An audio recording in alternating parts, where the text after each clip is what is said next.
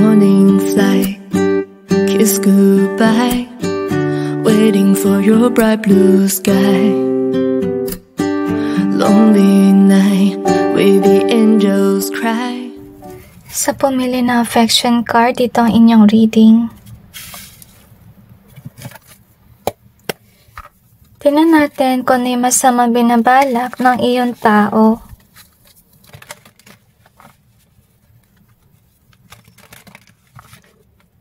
I feel na gusto sabihin ng Panginoon na huwag kang mag-alala at mag-focus ka lang sa iyong work.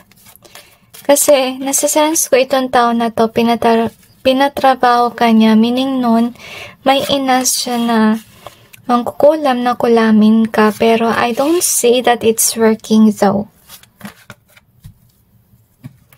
I feel na matyaga kang tao, tsaka, okay. Nag-wish yung tao na to na makarma ka sana, yun ang nasa sense ko, na vibe. Pero i-clarify natin yung cards to gain more information.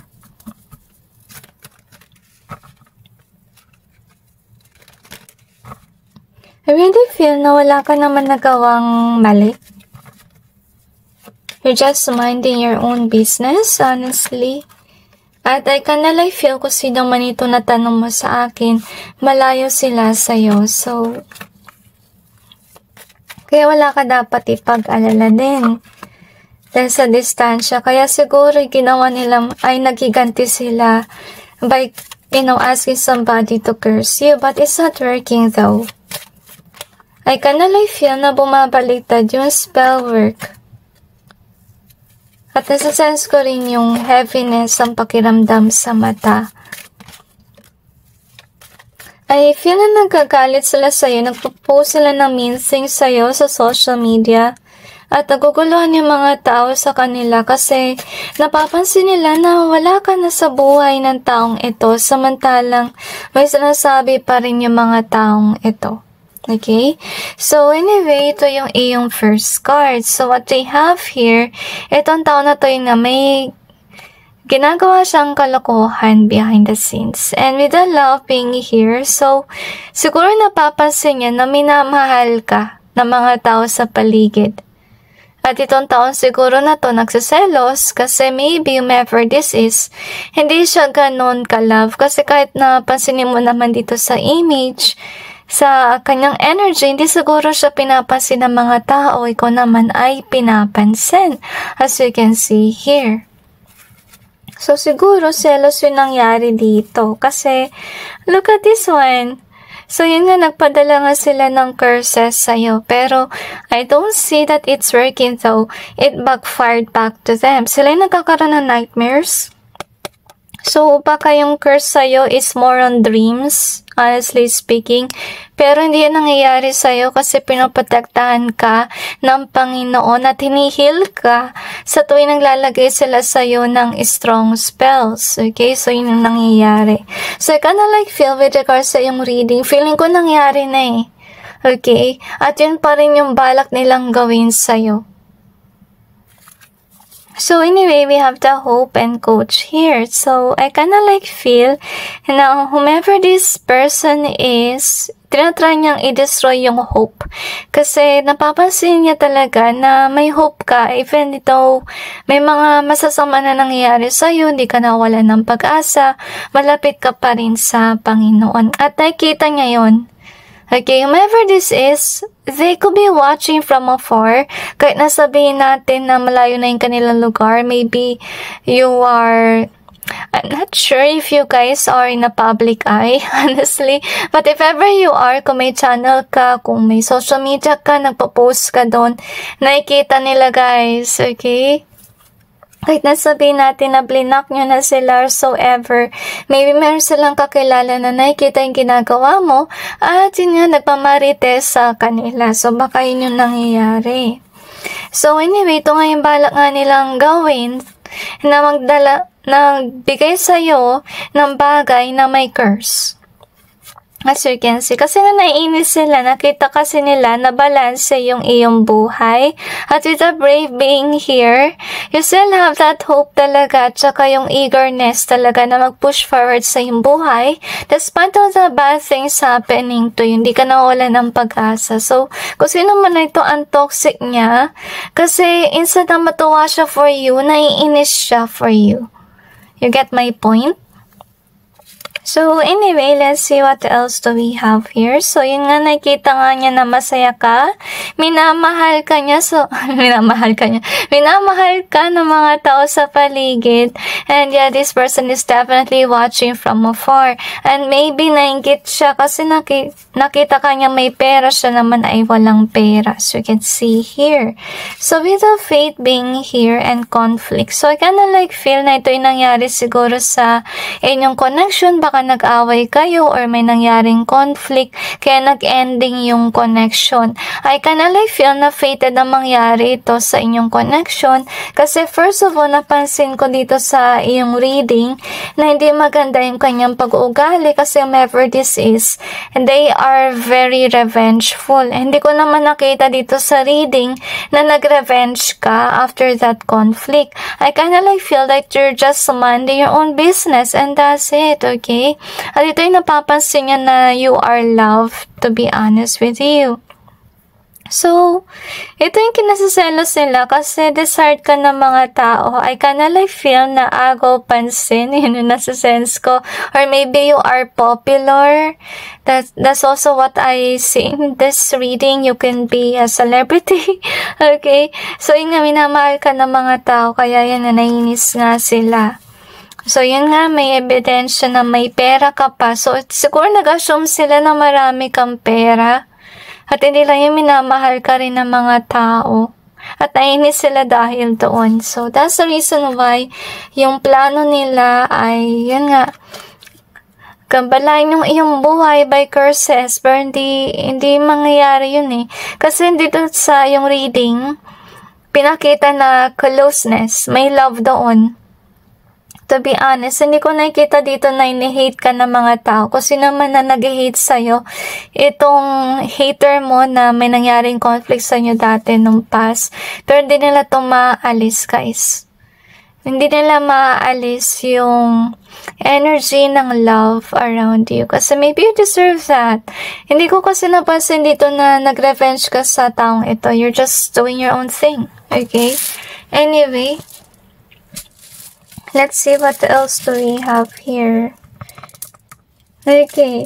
I kinda like sense yung kanta na True Colors dun sa part na I see your true colors, that's why I love you. So, I think na minahal ka ng mga tao for who you are as a person, honestly. Okay. So, yeah, deserve mo talagang, i-love ng mga tao. Honestly, I'm not quite sure kung anong mali sa taong ito, but ganito yung perspective niya about you. So, yun nga, yung balak niyang gawin ay i-curse ka, as you can see. So, we got the warn. Okay, warn. We also got this one, win in either way. So, yung iba sa kanila, guys, balak nila na maglagay ng mga marites or negative compliments about you, honestly speaking, para hindi ma-win yung hearts ng mga tao sa'yo. In short, gusto na lang i-destroy yung iyong reputasyon at saka yung iyong confidence. We have that win in either way. We also have that ginger here. So, if ever you are someone who's an influencer, guys, okay, or maybe you're using your voice sa iyong work, ito yung target nila dito ay ang iyong throat. That's why we have ginger here. Okay, so, basically, itong pair na to, nakuha ko siya sa box ng tsaa. Okay. So, ibig sabihin lang, guys, talaga target yung iyong throat. So, pahay ko lang if ever there's something wrong with your throat and drink ginger tea that can help. If ever it's about curse, kaya ito nangyayari. Suggestion ko lang, guys, na kapag inom kayo ng ginger tea, maglagay din kayo ng bay leaf doon. Okay? Depende na lang sa inyo kung gaano karaming bay leaf. Depende kasi sa kaya nyo kasi may pagkaanghang yung sensation ng bay leaf. Pantanggal din kasi ng curses yung bay leaf. Ganun din yung nagagawa nun kapag nagsindi ka ng bay leaf, okay?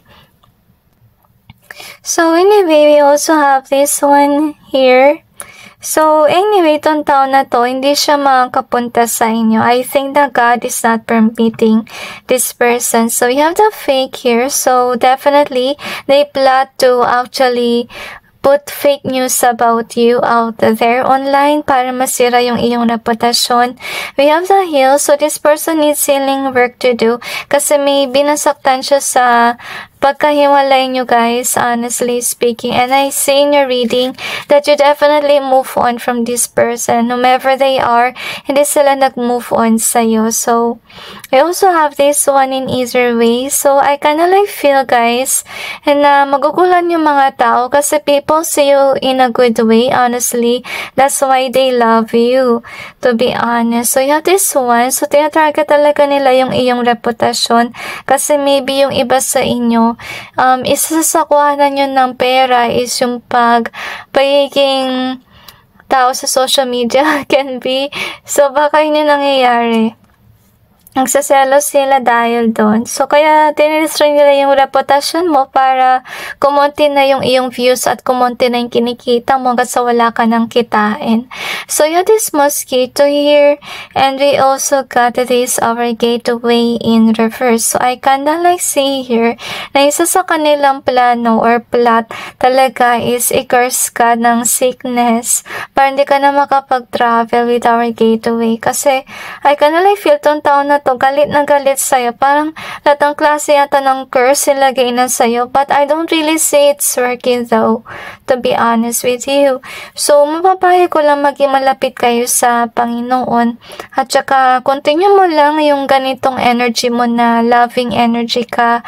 At kaya ka pinaprotektahan ng Diyos kasi mabuti kang tao. Let's see what else. Okay?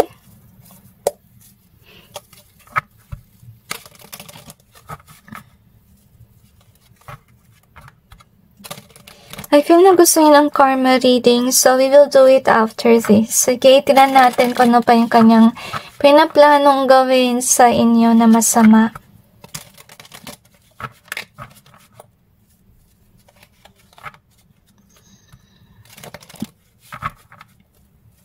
I feel na itong tao na to mag-regret siya sa huli kasi mapapansin niya yung mga spell work at hindi na tutupad sa'yo at bumabaliktad yung spells. Paano nangyari dito? Lalo kami minamahal ng mga tao. Siguro naglalagay siya ng hate spell na rin sa'yo pero hindi naman tumatalab eh.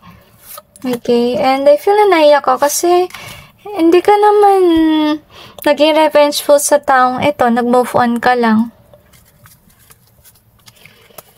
So, tingnan natin, okay? So, anyway, ito yung plano niyang gawin na lagyan ka ng curse. Pero hindi nangyayari, okay? Kasi nakabaliktad to. Ibig sabihin lang nun, you're still doing well with regards sa iyong health, okay?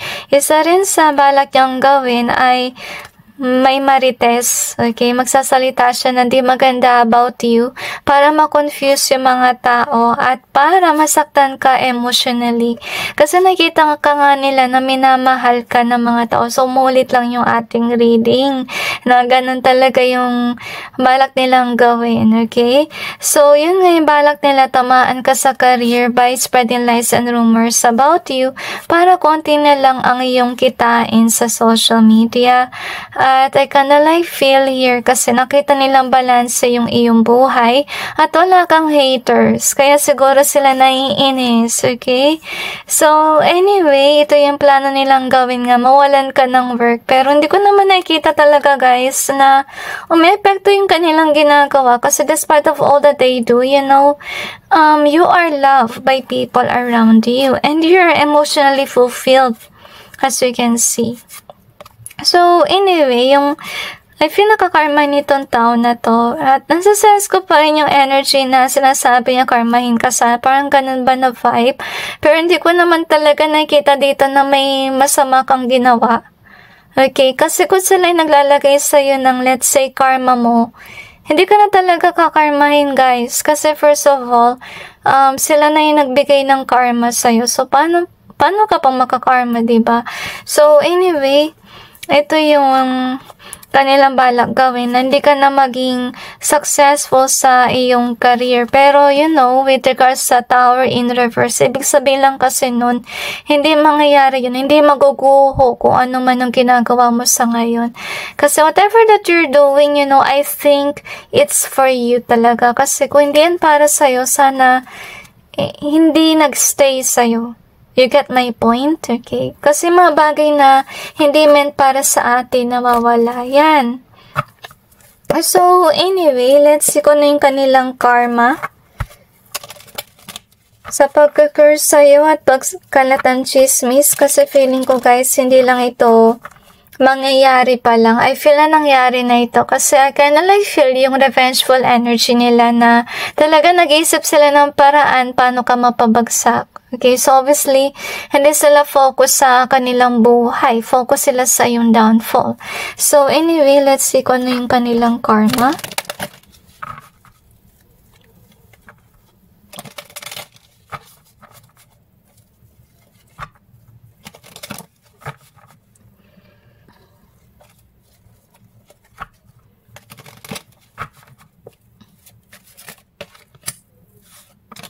Sabi ko na sa inyo guys, hindi tatalab yung kanila mga curse sa'yo. Okay. I feel na pinatrabaho kanila, may inutusan silang grupo na mga tao na gawin yun sa'yo. Kaya nasa sense ko kanina na parang mabigat yung curse. Okay? Kung sakali man di mo naramdaman or nakaramdam ka man pero kapiranggot, mag-thank you kayo kay God kasi pinotektahan niya kayo from this person's curses. Okay? So, yung kanyang karma, makikita kanya na may love life, makikita kanya na may pera. Nakikita niya nandun ka pa rin, as you can see. So, hindi maalis kung ano man ang gusto niya maalis sa iyong buhay. Whether it's love life, whether it's career, it shall stay. Hindi yan mawawala. So, yun sa kanyang karma. So, anyway, with the moon being here, so, I think isa sa kanyang karma, hindi niya malalaman na may tao sa kanyang buhay ang nagbebetray din sa kanya. Kasi I kinda like feel, itong tao na to, patago siyang may ginagawang kalokohan. Okay? So, yun din yung kanyang karma na meron din tao sa kanyang buhay na patago siya na may ginagawang kalokohan din sa kanya. So, we have this one. So, with regards sa love life ng taong ito, mawawalan ng passion sa kanyang love life as you can see here. And, let's see what else. So, I kinda like feel na you will still be there. Okay? Hindi maalis yung passion ng tao sa'yo, honestly speaking. Patuloy ka mamahalin ng mga tao. At I kinda like feeling na bumaliktad yung spell work nila. Meaning lang nun, if ever they curse you with hate spell, whatever it is, hindi to malove. Instead na minahal ka pa ng mga tao. Parang kabaliktaran yung nangyayari. Okay? Yun yung nangyayari sa... Okay, kaya siya I feel na naiyak siya. Okay, naiyak siya kasi napapansin niya na hindi tumatalab yung spell work, tumatalbog, pumupunta uli sa kanya. See? Hindi ka napipin down ng mga curse niya. Which is nice, okay?